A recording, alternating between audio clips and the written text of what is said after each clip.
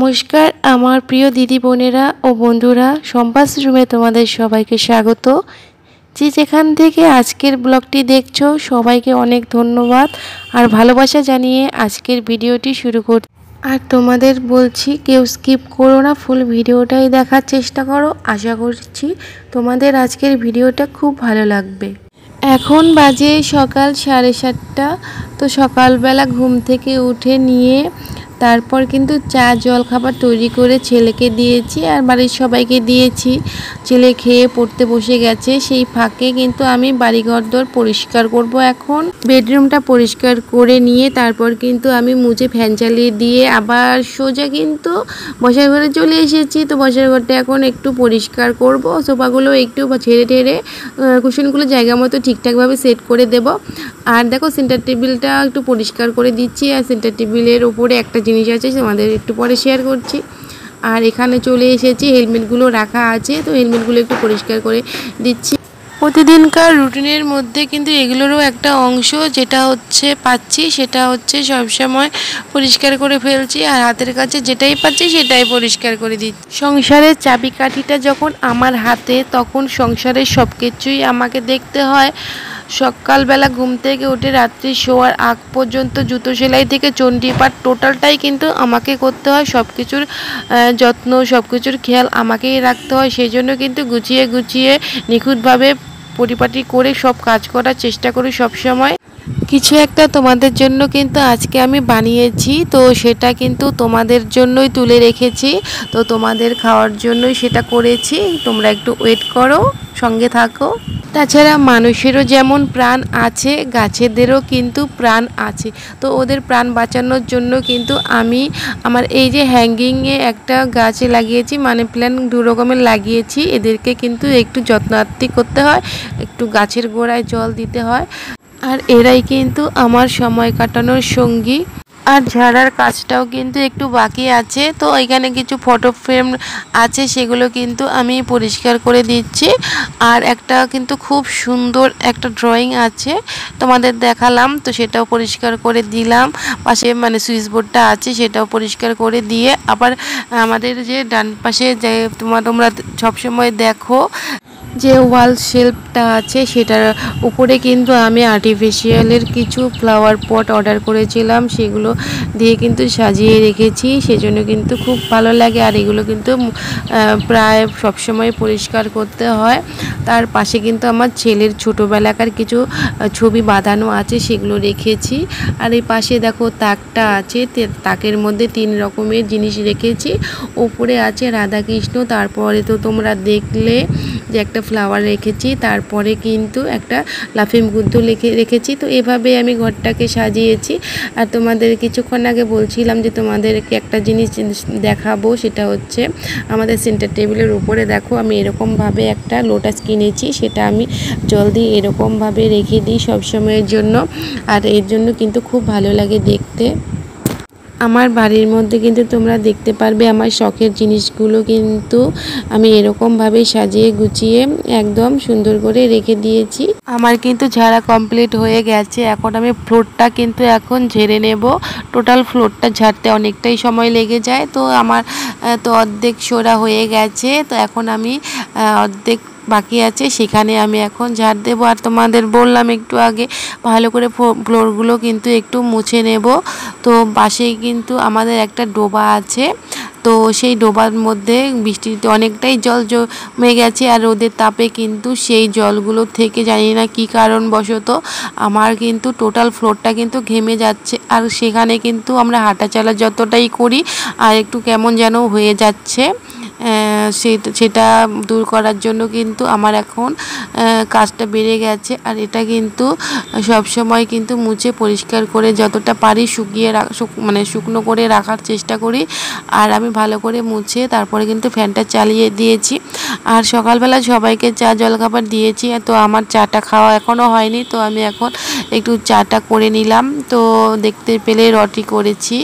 তো লিকার চাটা খেতে কিন্তু ভালোই লাগে সকালবেলা। আর দুধ চাটা একটু অ্যাভয়েড করি, কারণ সকালবেলা আমাদের দুধ দিতে দিতে মোটামুটি 10টা সাড়ে 10টা নাগাদ বেজে যায়। তো সেই জন্য কিন্তু সকালকার দুধ চাটা খাওয়া হয় না, আর সেই জন্য লিকার চাটাই খেয়ে নিই। তো এখন আমি দোতলায় যাচ্ছি। তো দোতলায় গিয়ে একটু বারান্দাটা ঝাড় দিতে হবে, নিচটা তো হয়েই গেছে, এখন ওপরেরটা বাকি আছে। তো তোমাদের সঙ্গে শেয়ার করছি, দেখতে থাকো বন্ধুরা। আর আমার সময় কাটানোর সঙ্গীদের কিন্তু যত্নার্থী বেশি করেই করতে হয়। এখন বর্ষার সিজন, তো বেশি একটা জল দিতে হয় না। আর গাছের গোড়াটা কিন্তু মানে মাঝে মাঝে দেখছি যে একটু শুকিয়ে যাচ্ছে, কারণ বৃষ্টি যখন হয় তখন কিন্তু জল যে ছেটা জলটা আসে সেটা কিন্তু গাছে এসে পড়ে।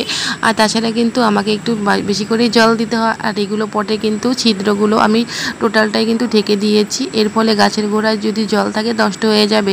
সেই জন্য আমি সবসময় পরিমাণ মতো জলগুলো দিয়ে রাখি, যাতে জল দিতে আমাকে না হয়, জলটা থেকেই থাকে। আর দেখো এই গাছগুলো তোমাদেরকে একটু দেখিয়ে দিচ্ছি। তো যাই হোক, এখন পর্যন্তও কিন্তু ওয়েদারটা ভালো আছে, একটু মেঘলা মেঘলা করেছে, জানি না বৃষ্টি হবে কি না। তো যাই হোক, আমি দেখো উপরে কাজকর্ম সেরে তারপর আমি আবার নিচে যাব আর সকালকার রান্না বান্না করব। তো যাই হোক বন্ধুরা, দেখো এই বাড়ির মধ্যে যদি তোমরা বলতে চাও আমার প্রিয় জায়গা কোনটি, তাহলে আমি তোমাদেরকে একটা কথাই বলবো, আমার ব্যালকনি হচ্ছে আমার সময় কাটানোর একটা খুব ফেভারিট জায়গা। এখানে এসে আমি সময় কাটাতে খুব ভালোবাসি। তো ব্যালকনির কাজকর্ম করে আবার সোজা নিচে নেমে চলে এসেছি, কারণ হালকা হালকা একটু ঝিরিঝিরি বৃষ্টি পড়ছে। তো আমি এখানে দেখো রোদের তাপ নেওয়ার জন্য গাছগুলো একটু বের করে দিয়েছিলাম। তো গাছগুলো এখন জায়গা মতো রেখে দিচ্ছি। আর এই গাছগুলোর মধ্যে একটু কিন্তু মিলিবাগ জাতীয় সাদা সাদা হয়েছে। তো আমি সেটাই ভাবছিলাম যে গাছগুলো একটু রোদের তাপে দিতে হবে, না হলে হয় না। তো সকাল থেকে একটু রোদের তাপটা পেলো, তো বৃষ্টির একটু ভাব দেখে কিন্তু আমি গাছটা ঘরে এনে রেখে দিলাম। তো দেখো এই এরিকা পাম গাছটা আমার কিন্তু খুব ফেভারিট গাছ। তো এই গাছটা এখানে রেখে দিলে কিন্তু এই জায়গাটা কিন্তু খুব ভালো লাগে। আর এই কর্নারটা কিন্তু এই গাছটাই কিন্তু দখল করে রেখেছে। তো যতদিন এই গাছটা আমার কাছে থাকবে, মানে বেঁচে থাকবে, ততদিন পর্যন্ত আমি একে এখানেই রাখবো। এর আগে 3টে নিয়ে এসেছিলাম, 3টে গাছই কিন্তু নষ্ট হয়ে গেছে। তারপরে 4 নাম্বার গাছ কিন্তু এটা। তো জানি না এটা কতদিন আমার কাছে ঠিক থাকবে। তো যাই হোক, গাছটা দেখো অনেকটাই গ্রো করেছে। তো খুব ভালো লাগে এরকম একটা গাছ, যখন আমাদের ডোরের পাশ দিয়ে যখন আমরা যাওয়া আসা করি, এরকম গাছ একটা থাকলে কিন্তু খুব ভালো লাগে। আর এগুলো কিন্তু খুব অক্সিজেন দেয়। আমাদের জানালা দরজা সবসময় বন্ধ থাকে, বেশি একটা খোলা হয় না। তো এর মাধ্যমেই কিন্তু অক্সিজেনের অভাবটা দূর হয়ে যায়। তো যাই হোক, এদেরকে নিয়েই আমার সময় কেটে যায়। তো যাই হোক বন্ধুরা, তোমাদের সঙ্গে গপ্প করতে করতে দেখো অনেকটাই বেলা গড়িয়ে গেছে। তো বৃষ্টির একটু সম্ভাবনা দেখছিলাম, যদিও কিন্তু বৃষ্টি হবে সেটা ভাবিনি। তো যাই হোক, বৃষ্টিটা দেখো নেমেই গেল। তো খুব মানে বৃষ্টিটা খুবই হচ্ছে।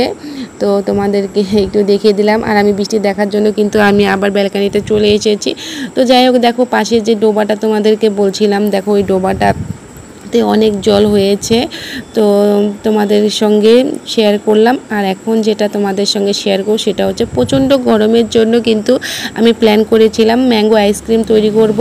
তো ম্যাঙ্গোটাকে দেখো ভালো করে ব্লেন্ডারে ব্লেন্ড করে নিয়ে তারপর কিন্তু দুধের সঙ্গে জাল করে নিয়েছি। এখন আমি এগুলো ঠিকঠাকভাবে মলে রেখে তারপরে কিন্তু ডিপ ফ্রিজে ঢুকিয়ে দেবো। তো 12 ঘন্টার জন্য ওয়েট করতে হবে, তারপরে কিন্তু খাওয়া হবে। আর এখন প্রচণ্ড গরম, তার সঙ্গে কিন্তু একটু বৃষ্টিরও ভাব আছে। যতই বৃষ্টির ভাব থাকুক না কেন, মনের মধ্যে কিন্তু একটু মানে ঠান্ডা কিছু খাওয়ার কিন্তু একটু লোভ থেকেই থাকে। তো যাই হোক বন্ধুরা, এটা কিন্তু তোমাদের জন্য কিন্তু বানাচ্ছি। প্লিজ তোমরা কি বলি, যাই হোক, তোমরা যদি আমার বাড়িতে আসতে তাহলে কিন্তু তোমরা খেতে পারতে। তো যাই হোক, এভাবেই দেখিয়ে তোমাদের সঙ্গে শেয়ার করলাম। তো যাই হোক বন্ধুরা, ভিডিওটা তোমরা দেখছো কেমন লাগছে সেটা কিন্তু কমেন্টস করতে অবশ্যই ভুলবে না। অবশ্যই আমাকে কমেন্টস করে জানাবে। আর হ্যাঁ বন্ধু, একটা কিন্তু অবশ্যই লাইক করে দেবে ভিডিওটা দেখে, তাহলে আমি ভাববো যে আমার বন্ধুরা আমার পাশে আছে, অনেক সাপোর্ট করছে। তো যাই হোক, আমি 12 ঘন্টার জন্য ডিপ ফ্রিজে রেখে দিচ্ছি। আর এখন বৃষ্টি হচ্ছে জন্য কিন্তু কারেন্টের একটু সমস্যা হচ্ছে, এই নেই, আমাদের ইনভার্টারটা এখনও নেওয়া হয়নি, সেজন্য কিন্তু এই সমস্যা। তো যাই হোক বন্ধুরা, আমার ব্লগগুলি তোমাদের কতটুকু ভালো লাগছে সেটা কিন্তু আমি জানি না, তারপরও বলবো, যদি আমার ব্লগগুলো তোমাদের ভালো লেগে থাকে তাহলে প্লিজ একটা করে লাইক করে দিও।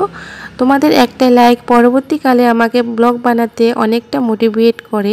আর আমার চ্যানেলটিকে সাবস্ক্রাইব করবে অবশ্যই, আর পাশের বেল আইকনটিকে হিট করে দিয়ে আমার